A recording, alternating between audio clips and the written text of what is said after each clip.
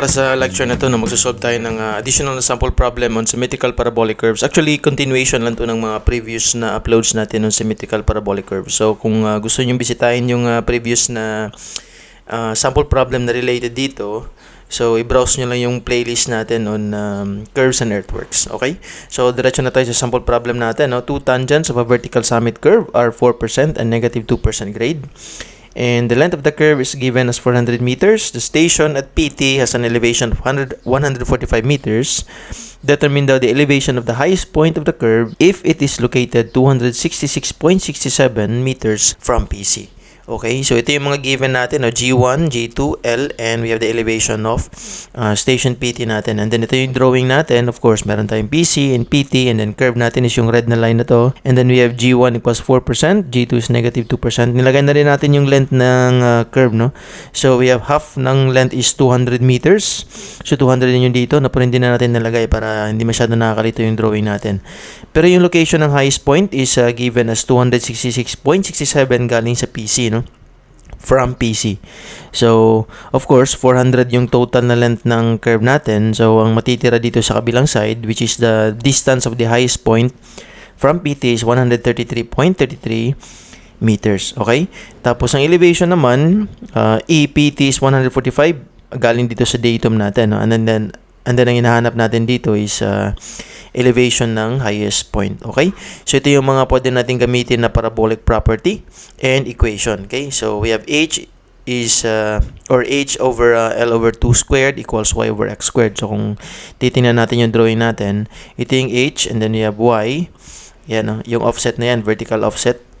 And then, yung distance galing dito sa PC is X. So, yung mga relationship nun ay ito, no? H over L over 2 squared equals Y over X squared. Okay? So, yun yung parabolic property na pwede nating or pwede nating kunin dito sa ano natin, sa figure natin.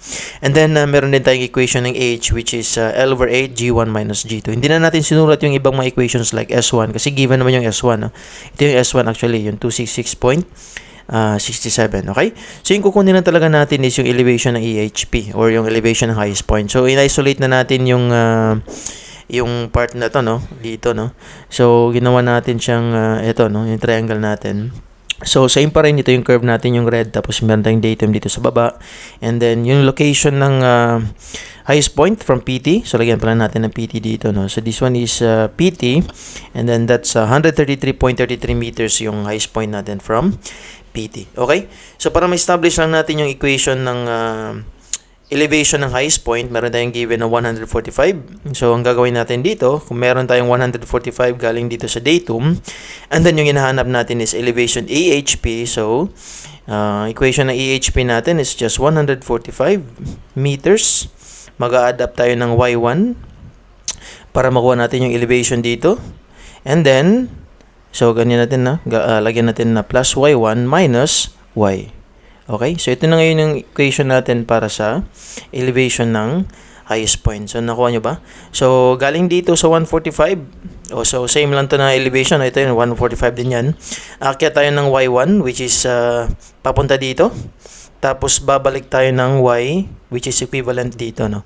Para makuha natin yung elevation ng highest point. So, ngayon na na-establish na natin yung equation ng elevation ng highest point, kailangan lang natin kunin si Y1 tsaka si Y. So, unahin na natin si Y1. Si Y1, pwede lang natin kunin gamit yung triangle na yan, no? So, itong triangle na to, remember na yung slope, yung equation ng slope natin sa algebra, is just delta y over delta x. And then, ngayon, in this case, equivalent lang yung slope natin sa grade. So, G2. No? So, para makuha natin si y, multiply lang natin. So, we have delta y, multiply lang natin si G2 times delta x. And then, considering na 0 yung dito, no, sa line na yan, and then 0 din yung PT natin. So, yung equation ng y, magiging ganito lang. No? So, y equals G2 times x, which is 133 na yung x natin. Okay? So, that's equivalent to G2 natin is 2%. So, that's 0.0212. Kasi 100, no? So, divide lang 100 times 133.33 meters. So, i-convert na siya sa decimal, no? Kasi may meters na yung isang parameter natin. So, therefore, yung y is just equivalent to, dito tayo sa calculator natin, 0.02 times 133.33. So, that's 2.67. Okay? 2.67 meters. And then, yun, kukunin na natin si y1. Si y1 naman, gagamitin natin yung parabolic property na sinulat natin dito kanina. No? So, h, wala tayong h, pero meron tayong L over 2, which is 200. Tapos, kukunin natin si y.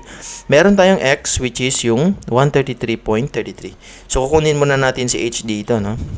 So, we have 400, yung total na length natin, which is over 8 times g1, which is 0.04 minus 0.02, or magiging positive na yan. Ulitin na lang natin. No? So, that's minus minus. No? So, minus negative 0.02. Yan. So, magiging meters na yan.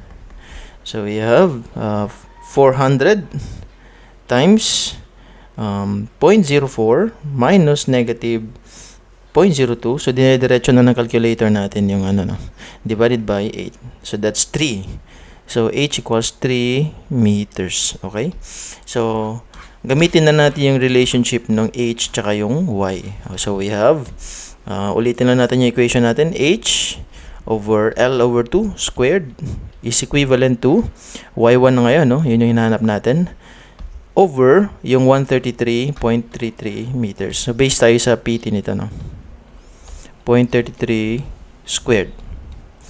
So, therefore, yung y1 natin is just equivalent to, so we have h, which is 3 meters times 133.33 meters squared divided by L over 2 na 200 meter squared. So, magkakancel yung mga squared na meters dito. Matitira na lang is meters. Okay? So, we have y1 is equivalent to, we have 3 times 133.33 squared divided by 200 squared. Yan. That's 1.33. 1.33 meters. So, meron tayong y1 and meron tayong y2. So, diretso na tayo dito sa elevation natin. So, this is equivalent to 145 meters plus 2.67 meters minus y1. Or baliktad ba? Baliktad yata, no? Dapat pala ito ay y1, no? So, ito pala yung y1. Y1 pala to, no? So, y1. And then, this one is just y. Kasi nabaliktad yung designation ng parameters natin. Supposedly, ito si y1, no? Si y1 kasi yung triangle. Tapos si y naman yung sa parabolic property. Yun. So, that's 2.67 minus 1.33. Okay? So, yung ano lang naman yung nagkapalit. Yung pangalan lang. 1.33 pala, hindi siya 133 meters. So, yung elevation natin is just 145 or plus pala, plus 2.67 minus 1.33. That's 146.34 meters. Okay? So, ito na ngayon yung elevation ng highest point, which is higher, of course, sa PT natin na 145 meters. Okay? So, madali lang, no? Ito lang yung kailangan talaga na kabisaduhin natin yung mga parabolic property na yan, tapos yung equation na mga ganito, no? So, medyo mahaba yung problem na to, no? Kung ginawa talaga natin isang problem lang. Kaya, binrake natin into 3 parts. So, yung 2 parts, first 2 parts ng problem na to ay hanapin nyo lang sa playlist natin, no? Makikita nyo naman kasi medyo pareho lang yung statement ng problem. Okay? So, I think yun na yun para sa sample problem na to, and see you again sa mga next sample problems natin, and thank you again for watching.